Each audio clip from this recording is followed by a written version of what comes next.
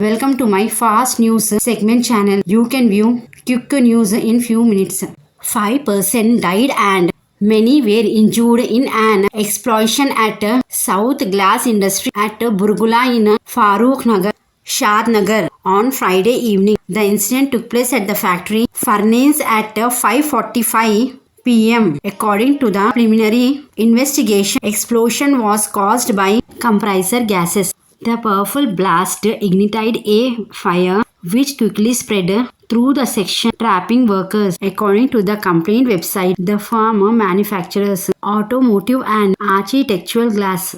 About 15 workers were present at the site of the blast, though the plant employs about 50 personnel. The security guard, who was about 50 meters away from the blast site, said, "I heard a loud bang and saw smoke billowing from the building. They could not hear anything after the sound. It was terrified as they went running to the spot only to see bodies of the victim. The deceased were identified as Chitranjan 25, Ram Prakash 45, Ravikant 25, Raushan 36 and Nikit 22, all from Bihar. Among the injured, several are reported to be in critical condition and are receiving treatment at local hospitals." Shamshabad DCP B. Rajesh inspected the site and said that a case will be registered against those responsible for the incident and the manager on duty will be detained. Even Chief Minister A. Revant Reddy expressed his shock over the incident and directed officials to ensure treatment for the injured. Revenue, Police, Fire Department, Labour, Industries and medical team remained at the scene and the Chief Minister directed officials to intensify the relief effort. BRS President and former Chief Minister K. Chandrasekhar Rao expressed his shock over the death of workers in a horrific incident at South Glass Private Limited in Shadnagar. He extended his heartfelt condolence to the bereaved families and prayed for speedy recovery of the injury. KCR urged the state government to extend all the required support to the families of the deceased and also make arrangements to provide better health care to the injured for their speedy recovery. Even BRS Working President K.T. Ramarao and Senior Leader T. Harish Rao also extended their heartfelt condolence to the bereaved families of the deceased and prayed for a swift recovery of the injured. They appealed to the state government to conduct a thorough safety audit immediately and review the disaster management plan in all industrial areas to prevent recurrence of such mishaps. Employees of the Road Transport Authority who went on a pen-down strike on Friday wearing a black baggages across the state in protest against Amanullah Khan from the Auto Rickshaw Union for Manhandling C. Ramesh, Joint Transport Commissioner, received support of the Telangana NGO Joint Action Committee. On request from senior officials, the employee resumed work in the afternoon as the strike hits processing the applications whose slot has been generated for Monday. The authorities postponed the slots to Tuesday. Soon after the news of the assault broke, Transport Minister Poonam Prakash spoke to Director General of Police Ravi Gupta. A court later sent Amanullah Khan to the Chanchalguda jail. Meanwhile, the protesting employees asked the government to increase the strength of the department by filling up the vacant posts of inspector and constable in RTA. Brushing aside recent electoral setbacks, BRS President and Leader of Opposition K. Chandrasekhar Rao on Thursday reaffirmed his commitment to Telangana development and emphasized the need for continued vigilance and activism under the Congress rule to ensure the state progress. "We have a history of sacrificing many positions for achieving the goal of Telangana statehood. The position of the Chief Minister, it's not a big deal for me compared to the achievement of Telangana itself," he said while addressing hundreds of supporters at his Iravalli residency. Police has remanded G. Pradeep, a 2020 batch RGIA police constable, on charges of raping a minor girl in Rajendra Nagar limits. The victim was isolated by Pradeep for over 4 years under the pretext of marrying her. The victim family was willing to accept him as their son-in-law. However, he told them that he had married a year ago. When the victim tried to confront him, he reportedly returned to post the intimated videos on social media apps, said Rajendra Nagar ACP Srinivas. Out of fear, the girl allegedly did not reveal the trace to her family. Sources said that the Pradeep allegedly had a gallery full of their intimated photos and videos. The victim family is seeking justice and wants the accused to be punished severely. The police registered a case under the POSCO Act. An internal inquiry will be conducted against him, the police said. Restoration and relief work underway after collapse of a canopy at the Terminal 1 of Indira Gandhi International Airport amid heavy rain in New Delhi.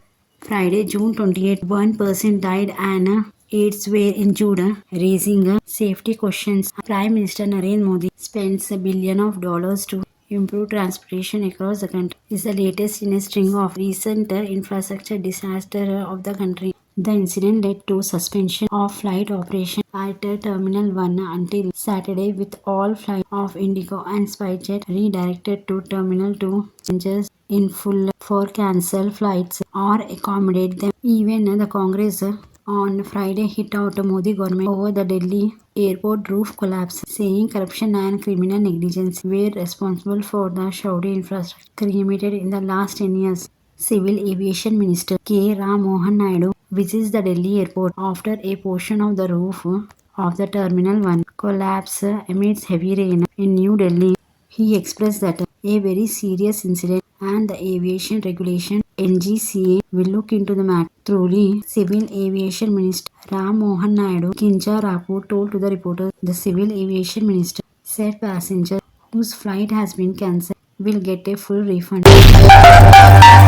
Telangana Chief Minister A. Revanth Reddy welcoming a BRS MLA from Chivilla Kale Yadaya into the Congress party in New Delhi on June 28th in the presence of AICC in charge Deepa Das Munshi. BRS Lord's East 6 legislator to the Congress on Friday. Chivilla MLA Kale Yadaya joining the ruling party in the presence of TPCC President and Chief Minister Revanth Reddy in Delhi. The Congress is said to be aiming for a two-thirds majority in the assembly, for which it requires 80 MLA with 71 MLAs in its rank. The Congress need 9 more to reach the mark, where Congress is working towards the merger of the BRS legislative party with the DLCP to avoid disqualification of the defeaters. For this to happen, 26 BRS MLAs have to join the Congress.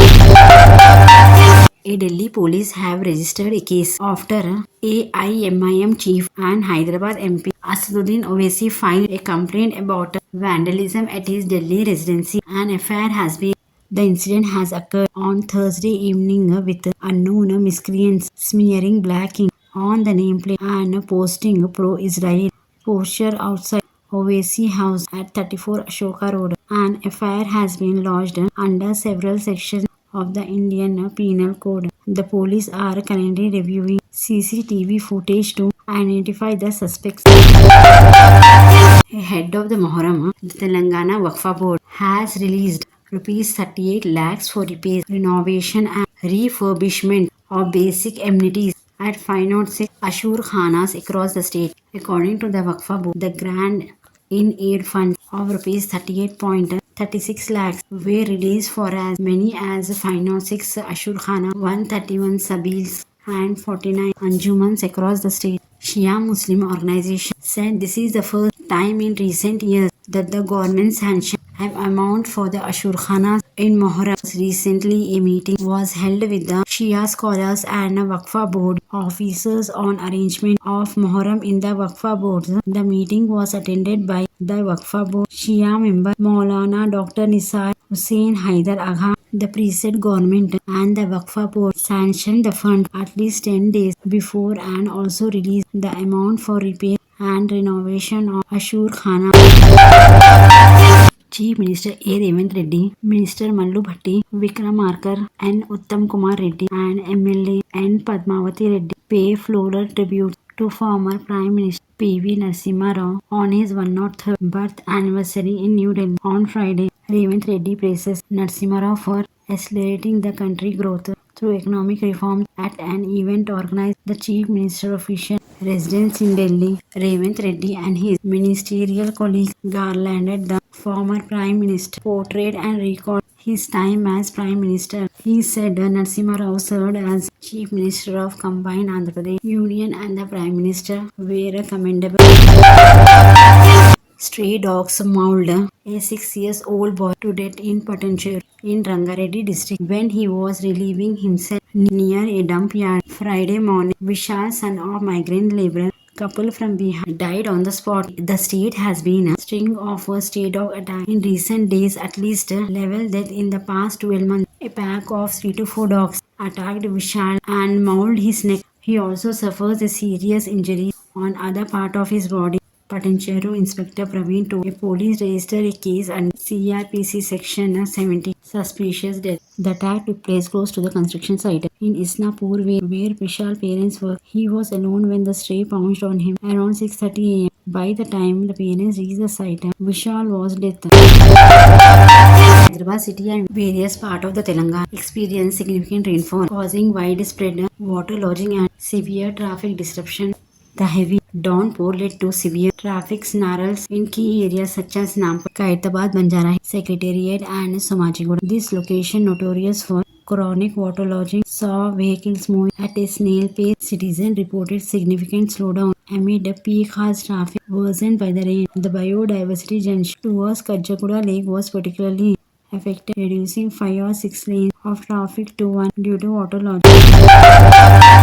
Road and Building Minister Komati Reddy Venkat Reddy on Friday said that due to BRS government neglect of roads, the centre has sanctioned small amounts to the state in the last 3 years. He called upon officials to shed the lax approach. The minister was speaking after a review of the national highways along with the official. He said that the regional ring road would emerge as a boon to the state across sectors. He told them to focus on national highway related work, including upgrading work that have stopped for want of permission.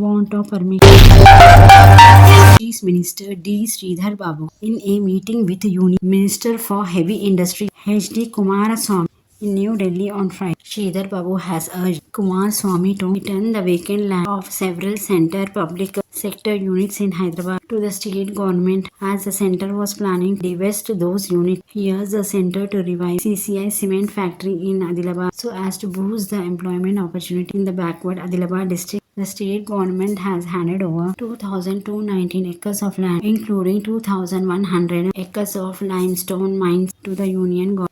He sought the centre to stop its plan to privatize the factory. Kumaraswamy reportedly responded positively and assured that he would visit Hyderabad shortly to discuss the issue. The Directorate of Government Examination on Friday declared the result for the Class 10 supplementary exam. The student who appeared for this exam can access their scorecard by logging in with their roll number, date of birth and other details on official website bsc.telangana.gov.in. In all, 39,951 students appeared for supplementary exam. They were held from June 3rd to 13th. In April, 4,91,862 students passed the regular exam. ABVP activities staged dharna for implementation of fee regulation where police forcibly lifted ABVP activities who was tagging dharna in front of Director of School Education Office Hyderabad demanding implementation of fee regulation act on Friday. Reliance Jio Bharti Airtel on Friday announced that the company would hike its mobile tariff to 11 to 21% in both the prepaid and postpaid services across the country. Bharti Airtel, however, claimed the reason for the hike is to make a healthy business model for telco in the country. The revised traffic will be effective from the July 3rd itself, where Vodafone ID also said in a statement that the company announced a hike of tariff by level 24% in the various categories, both prepaid and postpaid, saying company is planning significant investment over the next few quarters to further enhance 4G experience as well as launch of 5G service. Vodafone Idea revised tariff will be effective from July 4th. Reliance Jio, which increased its rate by 12 to 15% on Thursday. However, it is expected all telecom operators will follow suit soon. The gold rate in Hyderabad on 29 June 2025 have been surged. The price of 10 grams of 22 carat gold 66,250 with a hike of rupees 100 with a rate of 10 gram of 24 carat gold is trading at rupees 72,280 with a high of rupees 120. As for the silver rate in Hyderabad is at 94,400 per kg. The gold rate in the international market will be fluctuating. Over the past few weeks, gold rates have been experienced during the wedding season. Fluctuation around of rupees 70,000 for 10 grams of 24 carat gold and approximately rupees 66,000 for 10 gram of 22 carat gold. The UGC-NET 2024 and CSIR UGC-NET 2024 rescheduled. New exam date announced by the National Testing Agency. The fresh date of this examination has been finalized. The NCET 2024 examination will be held on 10th July 2024. As a joint CSIR UGC-NET will be held on 25th to 27th July 2024. And whereas UGC-NET to June 2020 cycle between 21st August 2024 to and 4th September 2024. The June section of was connected offline for the first time. The rescheduled UGC-NET exam will revert to the earliest computer-based test mode. This means the exam will be conducted online over a period of 2 weeks. The announcement by the NTA brings much relief to the large number of students who were preparing for UGC-NET and CSIR NET exam. Watch the channel, press the bell icon to get latest notification of news. Like, share and subscribe my channel.